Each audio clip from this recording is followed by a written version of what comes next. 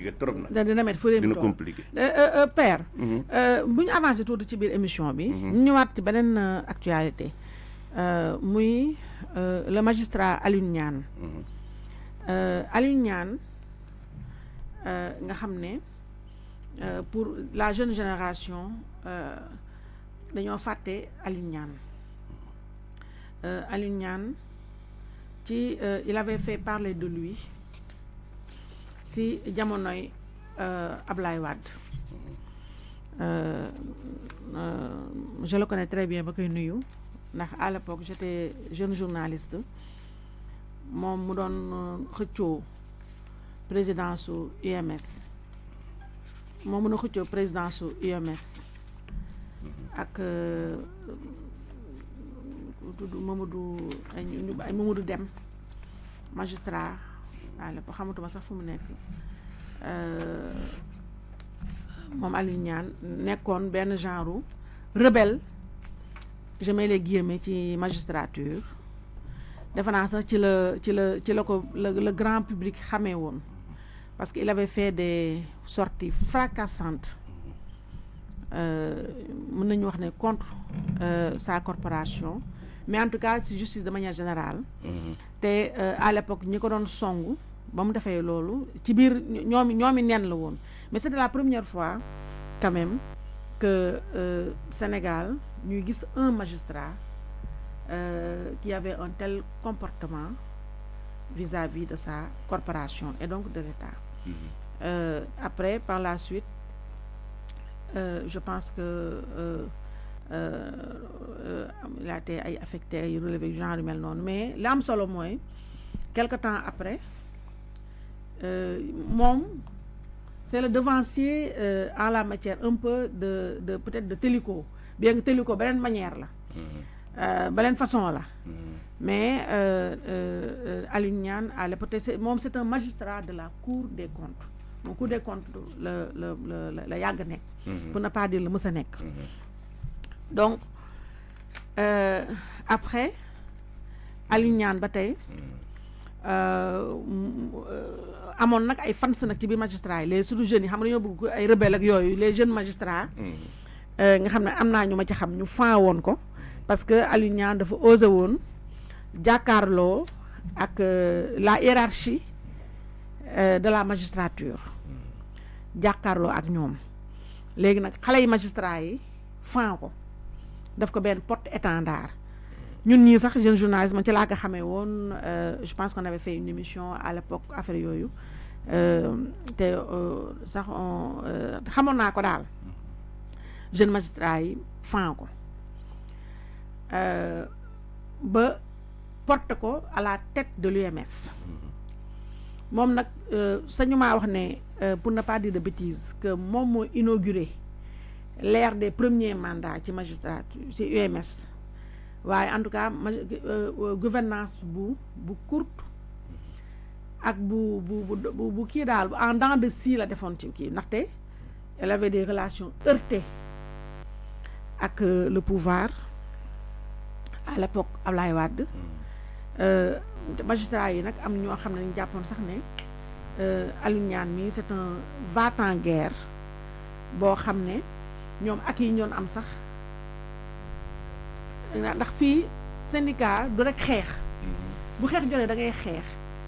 mais comme ni ñuy wax toutes les guerres se finissent autour d'une table en tout cas ca kii ba mandature am bi rapidement ñu kii ko jël mu am ko remplacer donc pour faire vraiment un bref portrait de Alioune Niane après nag su Macky Sall su ma juumulee pour ne pas toujours ne pas dire de bêtises en tout cas il a été ñu affecté ko ci beneen poste après il s'était fait discret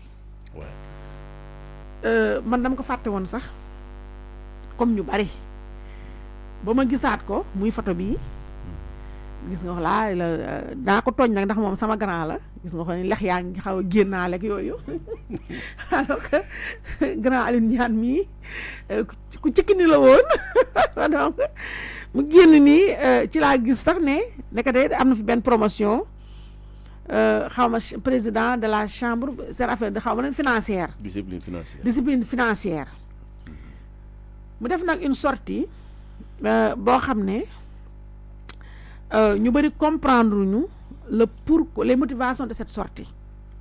parce que sortie bi daal boo ci ni nga ko mën a ngi mooy mi ngi mel ne kuy défendre Cour des comptes di songu ñiy attaquer Cour des comptes di fa wax na fa ay waxu signature rek waa signé nañoo lii ak lee di kii loo xam ne moom dëgg-dëgg man chambre bi ñu ko jox nii man xaw ma ko man si moom laa ko mos a déggee mais damaa jàpp ne moom bokkutul Cour des comptes waaw n'est-ce pas ci la bokk ba tey voilà mais est-ce que moom laaj bi mooy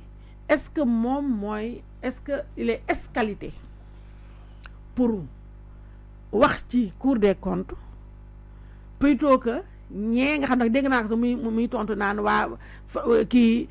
dañ jël si internet ay coupure wax ni ñii ñoo kii ak ñeen moom daal def na benn kii boo xam ne on comprend pas donc tonton dama bëggoon vraiment nga corriger samay maladresse yi mais nga expliquer nous vraiment l'affaire Alioune Niane c'est-à-dire ak la sortie de Alioune Niane que moi je ne comprends pas c'est quelqu'un pour qui j'ai beaucoup de respect et beaucoup d'affection parce que nit ku baax la je le connais vraiment ça fait des années nag amatuñu contact mais je retiens de lui que ku ñeme contradiction la te quand même il a mais sa sortie là moi je ne la comprends pas. bon jërëjëf xam nga Alioune Niane man xam naa ko bu yàgg xam naa ko it nag bu baax a baax xam naa ne nit ku li ma sañ a wax te loolu moom mën naa ko wax lu ma wut dëgg nag yàlla na ma ko jégal mooy jàpp naa nit ku baax la vraiment ma loolu laa ko xamal nit ku am diine la aw fiiti nag am na ko moom maintenant comme fit aussi discours bi déglu naa ko aussi damay tiit li dal li jooy doon la wax ñu ne ko looy jooy mu ne dañ maa waxee fu ñu ma wërta waxee wala ku ma wërta wax damaa wax nga wax daa jooy ñu ne ko looy jooy mu ne dañ maa waxee fu ñu ma wërta waxee ak ku ma wërta wax damaa wax ma jàpp ne ñaari yëpp daje na ci déclaration bi Alioune Niane def fa mu ko waxee c'est vrai que cérémonie la boo xam ne livre bu ñu doon présenté boo xam ne il semble que un ancien magistrat wala un magistrat de la Cour des comptes moo ko bind oui absolument je crois que foofu doon lieu bi muy wax ci rapport Cour des comptes bii parce que Cour des comptes def na rapport yu bari xëy na bii moo ci ëpp coow beneen bi aussi jàpp naa ne amul qualité wax ci rapport bi parce que moom du président chambre bi def rapport bi déedéet rapport bi magistrat bu tudd Babacar Bakhoum moo ko def moo présidé plénière bi nga xam ne ci lañ entériné rapport bi moo ko signé moo ko bi ñu jox président la président Assemblée nationale moom moo ko signé ginnaaw moom bokk ci ñi def rapport bi nag jàpp naa ne da cee waroon na maandu logiquement d'autant plus que rapport bi ay rëq-rëq da ci am parce que Babacar Bakhoum moo mii jiite rapport bii moo jiite woon rapport 2022 bi sur la dette Babacar Bakhoum moo bind noir sur blanc ne borob administration centrale dette en garantie bokku ci mooy dette société 23 sociétés yi ñu dugal ci seen bor ci rapport ren bi moo waxoon 2022 ne bokku ci borob état central loolu dëgg la moo waxoon